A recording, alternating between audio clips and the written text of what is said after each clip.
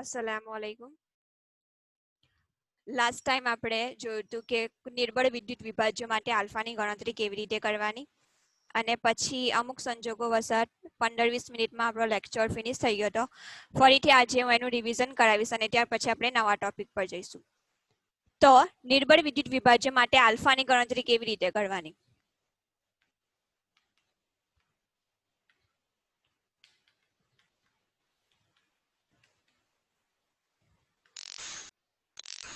સૌથી પહેલા તો આલ્ફા એટલે કે આયનીકરણ અચળાંક અથવા વિયોજન અચળાંક. વિયોજન એટલે કે છૂટા પડવું. કોઈ પણ આયનિક પદાર્થ હોય તે તેના આયન્સમાં રૂપાંતર પામે. સપોઝ કે KCl છે. KCl છે એના આયન્સ કયા કયા થશે? K+ અને Cl-. તો KCl નું તેના આયનમાં છૂટા પડવું એને શું કહેવાશે? વિયોજન. અને આ પ્રક્રિયાનો જે અચળાંક હોય એને શું કહેવાય? વિયોજન અચળાંક. તો કોઈ પણ નિર્બળ વિદ્યુત વિભાજ્ય હોય, આ પ્રબળ વિદ્યુત વિભાજ્ય છે. આપણે એક્ઝામ્પલ કોનું લેવાનું છે? નિર્બળ વિદ્યુત વિભાજ્યનું. દાખલા તરીકે એસિટિક એસિડ અથવા NH4OH અથવા તો કોઈ પણ ક્ષાર લો જેવી રીતે કે CH3COONE. બરાબર? આ નિર્બળ એસિડ છે, આ નિર્બળ બેઝ છે અને આ શું છે? નિર્બળ ક્ષાર છે.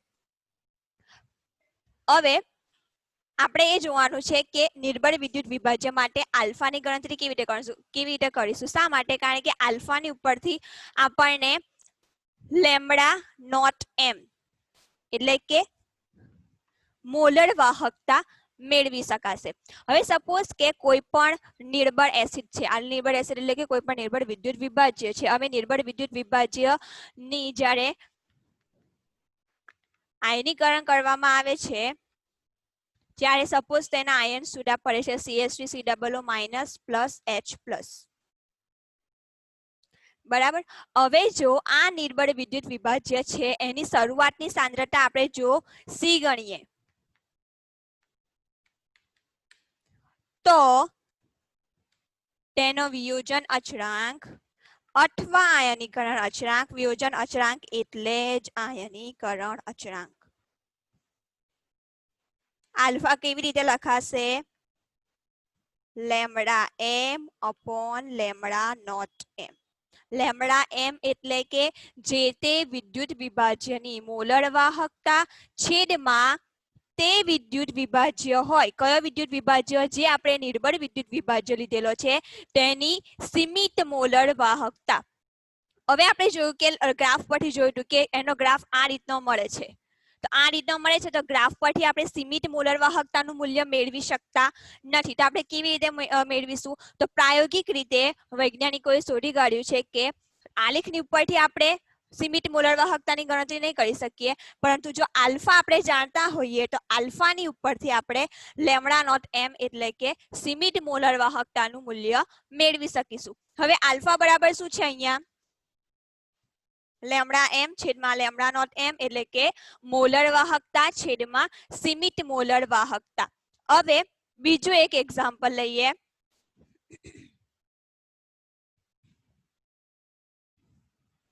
કે જો આપણે આલ્ફા જાણતા ના હોઈએ, બરાબર, અહીંયા આપણને આ શોધવા માટે આલ્ફાની જરૂર પડશે, પણ જો આપણને ખબર નહીં હોય કે આલ્ફાની વેલ્યુ કેટલી છે તો કેવી રીતે શોધી શકીશું એ જોઈએ. અહીંયા સપોઝ કે કોઈ નિર્બળ વિદ્યુત વિભાજ્ય છે, એનું આયનીકરણ થાય છે અને તેના આયન છૂટા પડે છે B+ અને C-. સેમ આના જેવું જ છે. જુઓ, એની જગ્યા પર શું છે? CH3COO-. B+ ની જગ્યા પર શું છે? H+. ચાલો આવી રીતે લખી દો તો તમને કન્ફ્યુઝન નહીં થાય. B- ની જગ્યા પર શું છે? CH3COO- અને C+ ની જગ્યા પર શું છે? H+ ion. બરાબર? હવે જો આ આયનીકરણ થાય એ પહેલાની વાત કરીએ છીએ. આપણે એક્ઝામ્પલ કોનું લીધેલું છે? નિર્બળ વિદ્યુત વિભાજ્યનું. અને નિર્બળ વિદ્યુત વિભાજ્યનો ગુણધર્મ કેવો હોય કે તેનું ઇઝીલી આયનીકરણ થાય ના. તમે એને પાણીમાં નાખશો, વધારે પાણી લો, એને ઘણી વાર સુધી તમે હલાવશો, ત્યાર પછી તે તેના આયન્સમાં રૂપાંતર પામશે. એટલે શરૂઆતમાં જેવું તમે દ્રાવકની અંદર કોઈ પણ વિદ્યુત વિભાજ્ય નાખશો, નિર્બળ વિદ્યુત વિભાજ્ય, તો તેનું આયનીકરણ થાય નહીં. તો શરૂઆતમાં જો આપણે નિર્બળ વિદ્યુત વિભાજ્ય લીધો હોય અને તેની સાંદ્રતા C હોય, તો હજુ સુધી આયન્સ બન્યા નથી. આપણે કીધું એ મુજબ કે જલ્દીથી તેનું આયન્સમાં રૂપાંતર નહીં થાય. જો આયન્સ બને જ નહીં તો આયન્સની સાંદ્રતા કેટલી હશે? 0. બરાબર. આયન્સ બન્યા જ નથી તો તેની સાંદ્રતા કેવી રીતે હોવાની છે? બરાબર. એટલે શરૂઆતમાં નિર્બળ વિદ્યુત વિભાજ્ય છે, જો એની સાંદ્રતા C હોય તો તેના આયન્સ બનેલા હોતા નથી. શા માટે? કારણ કે વિદ્યુત વિભાજ્ય કેવો છે? નિર્બળ છે. એટલા માટે તેના આયન્સની સાંદ્રતા કેવી હશે? 0 0. હવે થોડા સમય પછી બરાબર તમે એ આયન્સ નિર્બળ વિદ્યુત વિભાજ્ય લેશો, એને દ્રાવકમાં ઓગાળશો, એને બરાબર હલાવશો, એટલે ધીમે ધીમે તેનું આયનીકરણ થશે. આયનીકરણ થશે એટલે ઓફકોર્સ શું થશે? એ પ્રમાણમાં ઘટશે, એનું પ્રમાણ ઘટશે. શા માટે ઘટશે? કારણ કે જે તમે નિર્બળ વિદ્યુત વિભાજ્ય લીધેલો છે એ દ્રાવકમાં ઓગળશે. બરાબર.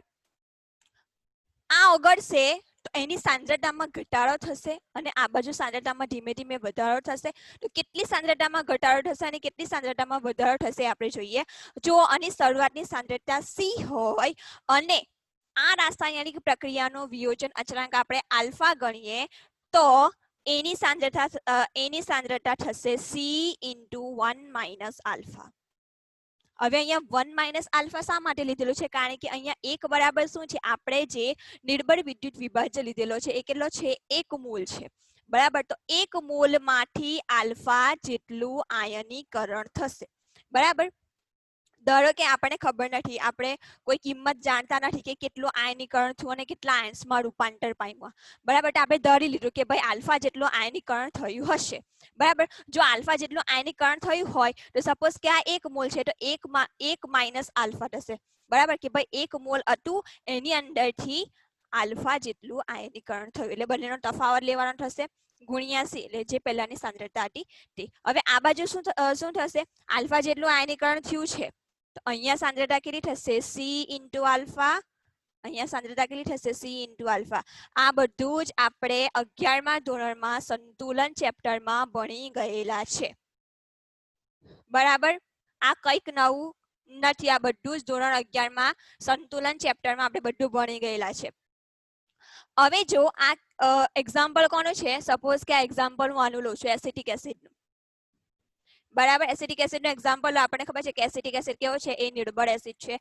નિર્બળ એસિડ હોવાથી એનો વિયોજન અચળાંક Ka.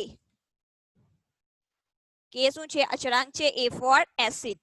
શું લખાશે? નિપજોની સાંદ્રતાનો ગુણાકાર છેદમાં પ્રક્રિયકોની સાંદ્રતાનો ગુણાકાર. અહીંયા પ્રક્રિયક એક જ છે એટલા માટે શું આવશે? ખાલી A. B અને C બરાબર શું છે? C × alpha. C × alpha. છેદમાં A બરાબર શું છે? C × 1 - alpha.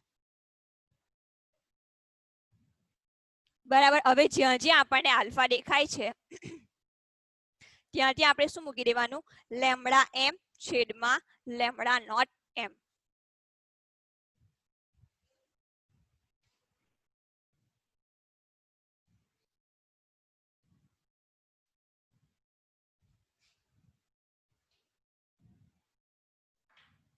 ચલો તો શું લખાશે અહીંયા? કે એ બરાબર આ બંનેનો ગુણાકાર થઈ જશે તો C × C અને આલ્ફા × આલ્ફા. તો આ રીતે લખાશે C આલ્ફા આખાનો વર્ગ. બરાબર. નીચે છેદમાં C નો C આવશે. સોરી, અહીંયા આલ્ફાની જગ્યા આપણે શું લખીશું? Lambda m / lambda not m. તો અહીંયા લખાશે C નો square lambda m / lambda not m આખાનો વર્ગ છેદમાં C × 1 - આલ્ફાની જગ્યા પર ફરી પાછી આ વેલ્યુ મૂકી દેવાની, lambda m / lambda not m. બરાબર. હવે જુઓ અહીંયા લેમડા નોટ એમ છે એ ક્યાં છે? અંશના છેદમાં છે, બરાબર. જો મારે એને છેદમાં લખવું હોય તો મારે આ બાજુ લખાશે નીચે, તો હું એને છૂટું પાડીને અહીંયા લખીશ તો શું લખાશે? સી નો વર્ગ છેદમાં સોરી સી નો વર્ગ લેમડા એમ સ્ક્વેર છેદમાં સી ઇન્ટુ લેમડા નોટ એમ નો વર્ગ, બરાબર. કૌંસમાં શું આવશે? 1 માઇનસ લેમડા એમ છેદમાં લેમડા નોટ એમ. આ તો જેવું છે એવું ને એવું જ રહેશે બેઠું, બરાબર. હવે જુઓ, ઉપર સી નો વર્ગ છે, નીચે ઓનલી સી છે, બરાબર. તો એક સી સી શું થઈ જશે? કેન્સલ થઈ જશે. ઉપર શું વધશે? હજુ પણ એક સી વધશે.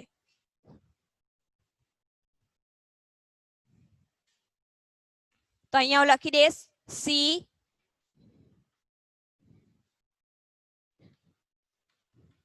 ઇન્ટુ લેમડા એમ નો સ્ક્વેર છેદમાં આ સી તો કેન્સલ થઈ ગયો એટલે એને લખવાનો નહીં. લેમડા નોટ એમ નો વર્ગ 1 માઇનસ લેમડા એમ છેદમાં લેમડા નોટ એમ. આ તો જેવું હતું એવું ને એવું છે, બરાબર. હવે મારે આને આ રીતે ડાયરેક્ટ છેદમાંથી નહીં ઉડાવાય. શા માટે નહીં ઉડાવાય? કારણ કે અહીંયા 1 માઇનસ લેમડા એમ છેદમાં લેમડા નોટ એમ છે, એટલે મારે શું કરવું પડશે? સૌથી પહેલા લસા લેવો પડશે. લસા લેવા માટે અહીંયા શું કરીશ? અહીંયા છેદમાં 1 મૂકી દઈશ અને આ બેનું શું કરી નાખીશ? ક્રોસ ગુણાકાર કરી નાખીશ, બરાબર. તો શું થશે અહીંયા? કે એ બરાબર સી ઇન્ટુ લેમડા એમ નો વર્ગ છેદમાં લેમડા નોટ એમ. હવે અહીંયા ક્રોસ ગુણાકાર કરો, શું થશે? લેમડા નોટ એમ ગુણ્યા 1 શું આવશે?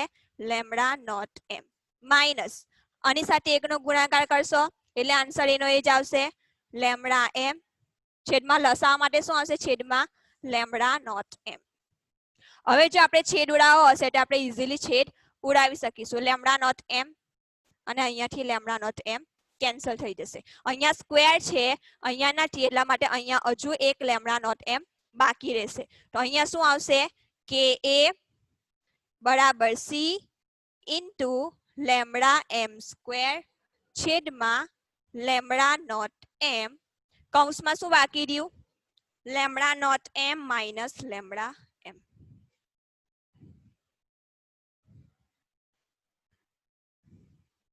બરાબર. હવે જો કોઈ પણ એસિડનો વિયોજન અચળાંક અથવા આયનીકરણ અચળાંક આપણે જાણતા હોઈએ તો લેમડા નોટ એમ ની ગણતરી કરી શકાય. ઇન શોર્ટ, આ બધી વેલ્યુમાંથી કોઈ પણ એક વેલ્યુ આપણને આપેલી ના હોય, બાકીની બધી કિંમતો આપેલી હોય તો આપણે જે તે કિંમત મેળવી શકીએ, બરાબર. આ ટોપિક અહીંયા પૂરો થાય છે. સાથે સાથે તમારો વિદ્યુત રાસાયણિક કોષને લગતા જેટલા પણ ટોપિક છે એ બધા પૂરા થાય છે. હવે નવો કોષ ભણવાનો છે, વિદ્યુત વિભાજનીય કોષ.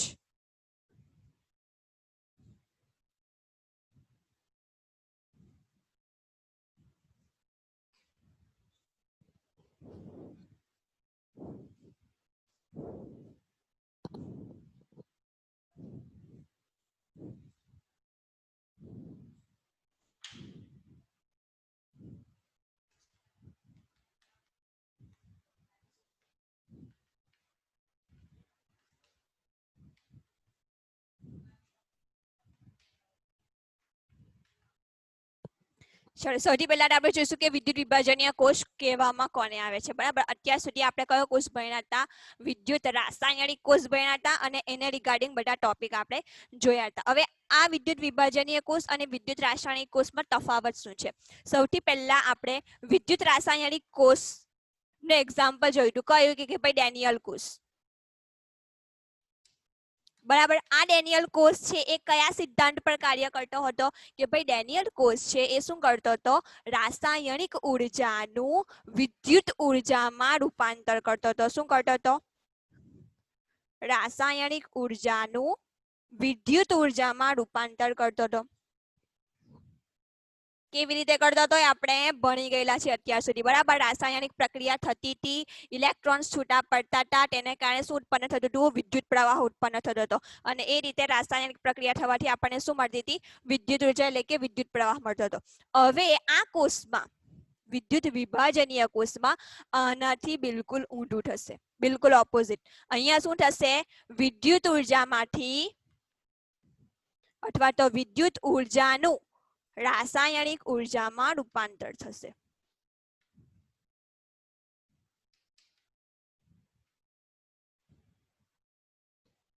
બરાબર. સિદ્ધાંત બંનેના યાદ રાખજો, બંનેના સિદ્ધાંત અલગ અલગ છે. વિદ્યુત રાસાયણિક કોષનો સિદ્ધાંત એ છે કે રાસાયણિક ઉર્જાનું વિદ્યુત ઉર્જામાં રૂપાંતર થવું, અને વિદ્યુત વિભાજનીય કોષનો સિદ્ધાંત શું છે? વિદ્યુત ઉર્જાનું રાસાયણિક ઉર્જામાં રૂપાંતર થવું. હવે આટલો આપણે સમય જાય ને ઉપરથી આપણે શું સમજવાનું છે કે સિમ્પલ છે કે રાસાયણિક પ્રક્રિયા એની જાતે તો થઈ જવાની નથી. અહીંયા તો રાસાયણિક પ્રક્રિયા એની જાતે થતી હતી ને આપણને વિદ્યુત પ્રવાહ મળતો હતો, પરંતુ આ કોર્સમાં તો રાસાયણિક ઉર્જા આપણે મેળવવાની છે. બરાબર, એટલે રાસાયણિક પ્રક્રિયા ઓટોમેટિક થવાની નથી. રાસાયણિક પ્રક્રિયા કરવા માટે આપણે એને બહારથી એનર્જી આપવી પડશે, બહારથી ઉર્જા આપવી પડશે. તો એ ઉર્જા કઈ છે? વિદ્યુત ઉર્જા છે. બરાબર, આપણે કોષમાં વિદ્યુત ઉર્જા બહારથી આપીશું, વિદ્યુતનો સપ્લાય કરંટ આપણે બહારથી આપીશું. એની મદદથી શું થશે? રાસાયણિક ઉર્જા રાસાયણિક પ્રક્રિયા થશે, અને એ રાસાયણિક પ્રક્રિયાને અંતે આપણને શું મળશે? રાસાયણિક ઉર્જા. હવે એક્ઝામ્પલ જોઈશું કોષનું, એટલે તમને ખબર પડી જશે. સપોઝ કે આ એક કોષ લીધેલો છે.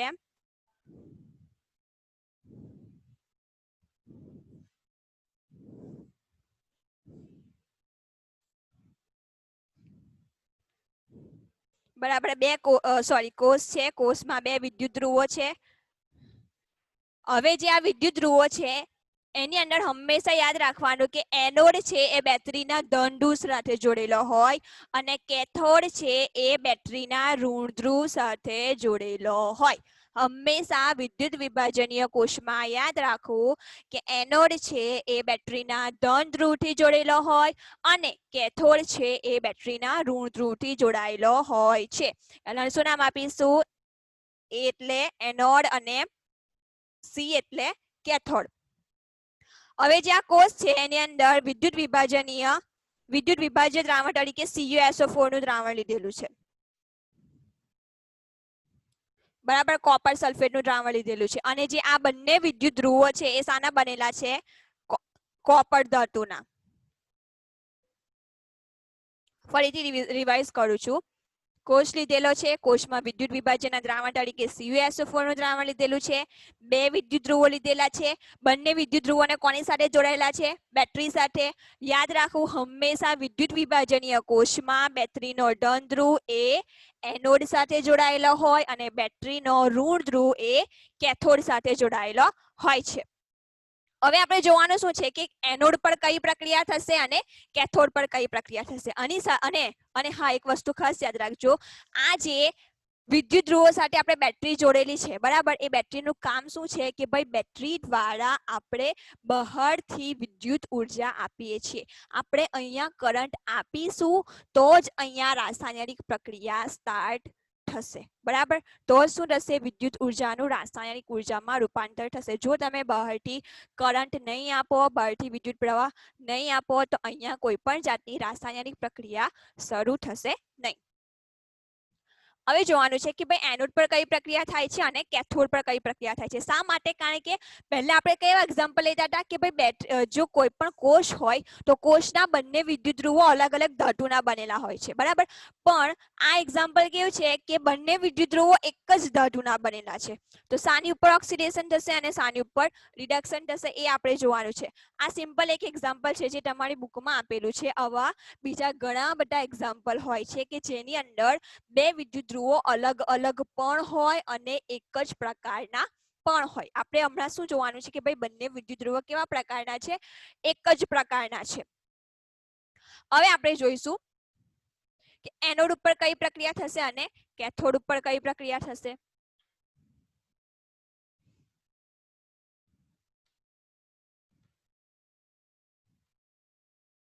ચાલો, હવે અહીંયા વિદ્યુત ધ્રુવો તો સેમ જ મેટલના બનેલા છે. CuSO4 નો આયનીકરણ થશે તો કઈ ધાતુ છૂટી પડશે? કઈ આયન છૂટા પડશે? Cu+2 અને SO4 -2. હવે અહીંયા એનોડ પર શું થશે? ઓક્સિડેશન પ્રક્રિયા થશે. કઈ પ્રક્રિયા થશે? ઓક્સિડેશન પ્રક્રિયા.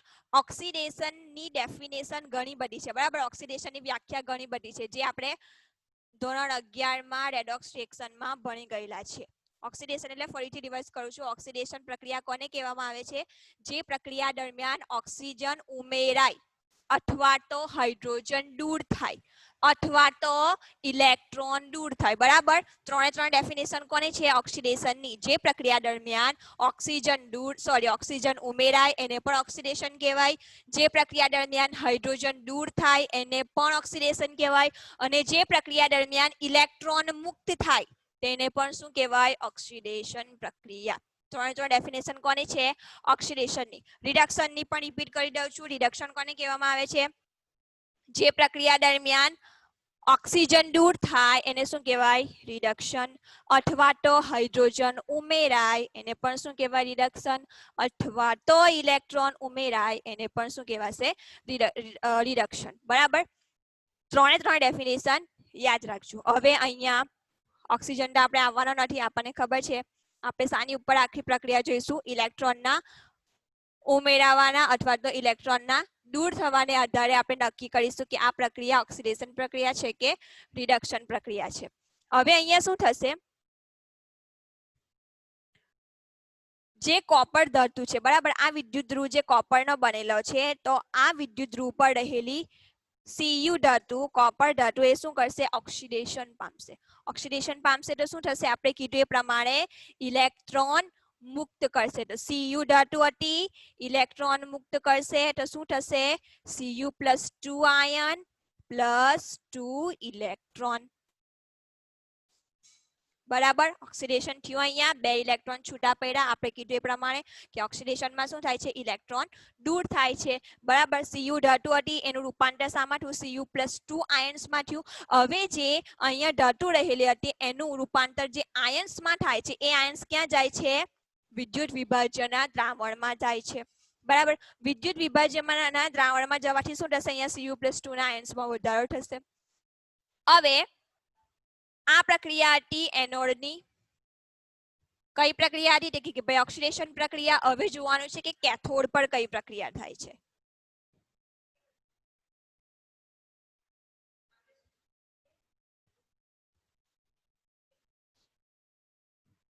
स्वाभाविक छे के एनोड पर ऑक्सिडेशन थयुं तो कैथोड पर शुं थवानुं छे? रिडक्शन थवानुं छे।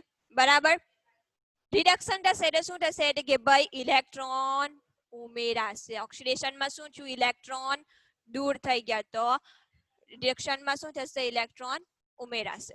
चालो, हवे अहींया कैथोड पर कई प्रक्रिया थशे? तो के भाई द्रावणमां रहेला अथवा तो विद्युत विभाजनना द्रावणमां रहेला जे Cu+2 आयन्स छे, ए Cu+2 आयन्स शुं करशे? अहींया जशे। बराबर, केवी रीते अहींया जशे? तो के भाई एनोडे शुं करेलुं छे? इलेक्ट्रॉन गुमावेला छे। बराबर, ए इलेक्ट्रॉन कोण मेळवशे? Cu+2 आयनो मेळवशे। तो अहींया शुं लखाशे? Cu+2 आयन्स क्यांथी आव्या? विद्युत विभाजनना द्रावणमांथी आव्या। बराबर, ए Cu+2 आयन शुं करशे? रिडक्शन पामशे। केवी रीते रिडक्शन पामशे? एनोडे जे इलेक्ट्रॉन मुक्त करेला छे, ए इलेक्ट्रॉन कोण मेळवी लेशे? Cu+2 ions. बराबर, इलेक्ट्रॉन नो उमेरो थई गयो। शुं थई गयुं? रिडक्शन। शुं बनी जशे? कॉपर धातु।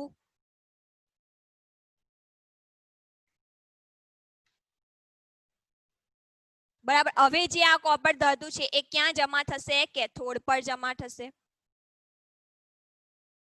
बराबर, हवे आपणे खबर पड़शे के शा माटे आपणे बंने विद्युत ध्रुवो एक ज धातुना वापरेला छे।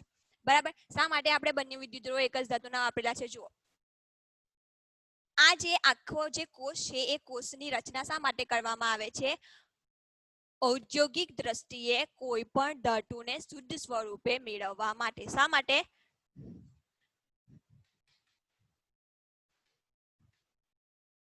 औद्योगिक रीते धातुने शुद्ध स्वरूपे मेळववा माटे।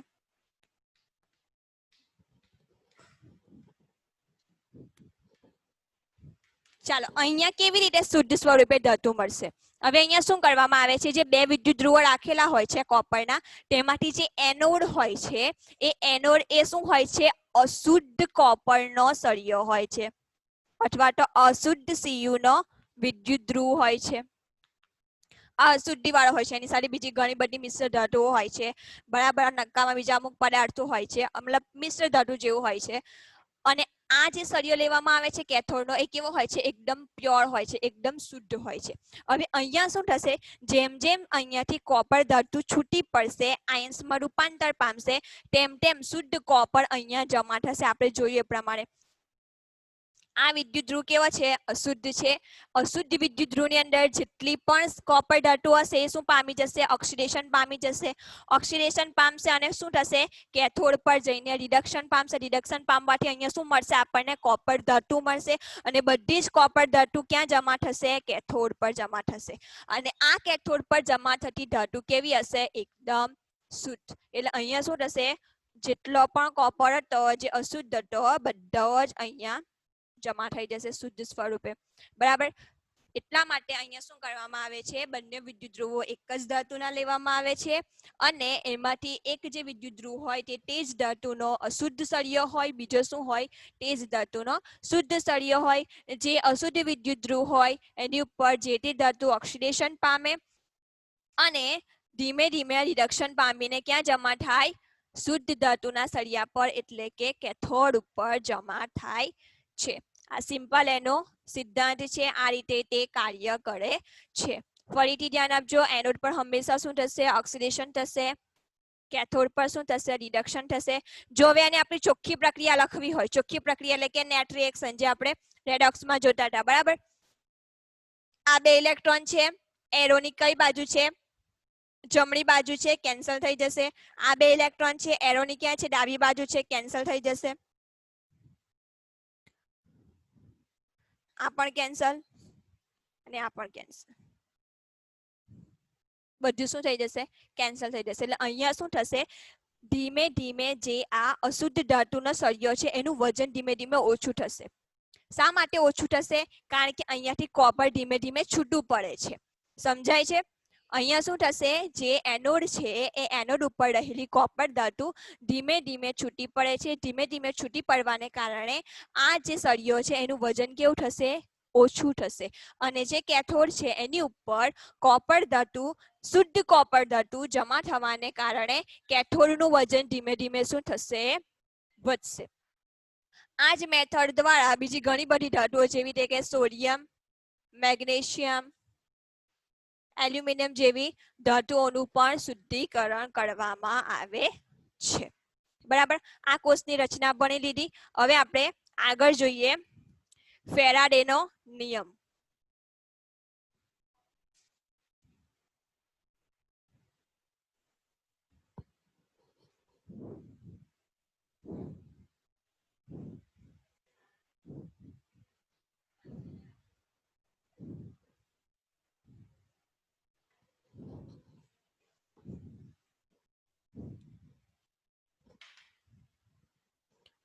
ફેરાડેનો નિયમ થોડોક લાંબો છે એટલા માટે આપણી પાસે સમય ઓછો છે એટલા માટે હમણાં ફિનિશ નહીં થાય.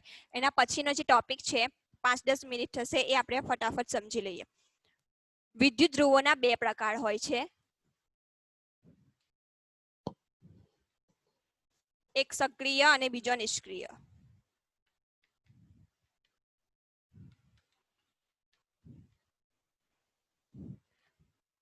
યાદ રાખજો, આપણે જે વિદ્યુત ધ્રુવોનો યુઝ કરીએ છીએ શા માટે? કોઈ પણ કોષ માટે, ચાહે પછી તે વિદ્યુત રાસાયણિક કોષ હોય અથવા તો વિદ્યુત વિભાજનીય કોષ હોય. તો એ વિદ્યુત ધ્રુવોના પણ બે પ્રકાર હોય છે. કયા કયા બે પ્રકાર હોય છે? કે ભાઈ સક્રિય હોય અને નિષ્ક્રિય હોય. સક્રિય વિદ્યુત ધ્રુવ કોને કહેવામાં આવે છે અને નિષ્ક્રિય વિદ્યુત ધ્રુવ કોને કહેવામાં આવે છે? સક્રિય વિદ્યુત ધ્રુવ કોને કહેવામાં આવે છે? કે જે વિદ્યુત ધ્રુવ છે એ કોઈ પણ રાસાયણિક પ્રક્રિયામાં ભાગ ના લે. જેવી રીતે આપણે એક્ઝામ્પલ જોઈએ કે વિદ્યુત રાસાયણિક કોષમાં રાસાયણિક પ્રક્રિયા થાય છે, બરાબર. ZnSO4 અને CuSO4 વચ્ચે Zn નો સળિયો હોય છે, Cu નો સળિયો હોય છે. બંને વચ્ચે રાસાયણિક પ્રક્રિયા થવાથી વિદ્યુત ઉર્જા આપણને મળે છે. ઇન ધ સેન્સ શું થાય છે કે કોષમાં પણ રાસાયણિક પ્રક્રિયા થાય છે. વિદ્યુત વિભાજનીય કોષમાં પણ એવું જ હતું. આપણે બહારથી કરંટ આપતા હતા, કરંટ આપવાને કારણે અંદર શું થતું હતું? રાસાયણિક પ્રક્રિયા થતી હતી. હવે જે સક્રિય વિદ્યુત ધ્રુવો હોય છે, સક્રિય વિદ્યુત ધ્રુવો શું કરે છે? રાસાયણિક પ્રક્રિયામાં ભાગ લે છે. શું કરે છે? રાસાયણિક પ્રક્રિયામાં ભાગ લે છે. રાસાયણિક પ્રક્રિયામાં ભાગ લેવું એટલે કે જાતે જાતે પોતાનું જ ઓક્સિડેશન કરે અથવા પોતાનું જ રિડક્શન કરી નાખે. બરાબર. આપણને સિમ્પલ ખબર છે કે બંને પ્રકારના કોષ જોઈએ આપણે. કયા કયા કોષ? વિદ્યુત રાસાયણિક કોષ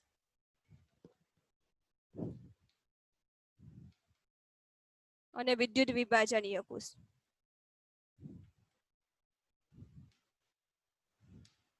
બંને પ્રકારના કોષમાં રાસાયણિક પ્રક્રિયા તો થાય જ છે, બરાબર. ચાહે તમે કરંટ બહારથી આપો અથવા તો તમને કરંટ નિપજ સ્વરૂપે મળે, પણ રાસાયણિક પ્રક્રિયા તો બંનેમાં કમ્પલસરી થાય જ છે. હવે જે સક્રિય વિદ્યુત ધ્રુવ શું કરશે, આપણને ખબર છે કે બંને કોષની અંદર રાસાયણિક પ્રક્રિયા કઈ થાય છે કે ભાઈ રેડોક્સ રિએક્શન થાય છે, બરાબર. એકનું ઓક્સિડેશન થાય છે, બીજાનું રિડક્શન થાય છે. ઓક્સિડેશન અને રિડક્શન બંનેને કમ્બાઈન રીતે આપણે બોલવું હોય તો શું બોલીએ છીએ કે ભાઈ રેડોક્સ રિએક્શન થાય છે. હવે જે આ રેડોક્સ રિએક્શન છે એની અંદર કોણ ભાગ લે છે, સક્રિય વિદ્યુત ધ્રુવ ભાગ લે છે. રાસાયણિક પ્રક્રિયામાં સિમ્પલ વસ્તુ છે કે સક્રિય વિદ્યુત ધ્રુવ કોને કહેવામાં આવે તો કે ભાઈ કોષમાં જે રાસાયણિક પ્રક્રિયા થાય છે એ રાસાયણિક પ્રક્રિયાની અંદર જો વિદ્યુત ધ્રુવો પણ ભાગ લે તો તેવા વિદ્યુત ધ્રુવોને શું કહેવામાં આવે છે, સક્રિય વિદ્યુત ધ્રુવો, બરાબર. હવે એના એક્ઝામ્પલ કયા કયા છે, સપોઝ કે કોઈ પણ ધાતુ છે, ઝિંક છે, એલ્યુમિનિયમ છે, સોડિયમ છે, મેગ્નેશિયમ છે, આ બધી ધાતુઓના જે વિદ્યુત ધ્રુવો હોય એને શું કહેવામાં આવે છે, સક્રિય વિદ્યુત ધ્રુવ, બરાબર. હવે નિષ્ક્રિય વિદ્યુત ધ્રુવો કોને કહેવામાં આવે છે, નિષ્ક્રિય વિદ્યુત ધ્રુવો એટલે કે જે વિદ્યુત ધ્રુવો રાસાયણિક પ્રક્રિયા કરવામાં ભાગ લેતા નથી. રાસાયણિક પ્રક્રિયા પોતાની જાતે જ આપમેળે થયા કરે છે, વિદ્યુત ધ્રુવોને એની કોઈ પણ જાતની અસર થતી નથી, એ પ્રક્રિયામાં ભાગ લેતા નથી, પ્રક્રિયાને કોઈ પણ જાતનું ડિસ્ટર્બન્સ કરતા કશું જ થતું નથી, બરાબર. એ જેવા છે એવા જ નિષ્ક્રિય સ્વરૂપે રહે છે. નિષ્ક્રિય એટલે કે રાસાયણિક પ્રક્રિયામાં ભાગ ના લેવો, જે એક્ટિવ ના હોય ને આપણે શું કહીએ કે ભાઈ આ નિષ્ક્રિય છે, બરાબર. એટલે નિષ્ક્રિય વિદ્યુત ધ્રુવો કોને કહેવામાં આવે છે કે જે વિદ્યુત ધ્રુવો રાસાયણિક પ્રક્રિયા કરવામાં ભાગ લેતા નથી એને શું કહેવામાં આવે છે, નિષ્ક્રિય વિદ્યુત ધ્રુવો. એનું એક્ઝામ્પલ છે પ્લેટિનમ અથવા તો પેલેડિયમ ધાતુના બનેલા વિદ્યુત ધ્રુવો, બરાબર.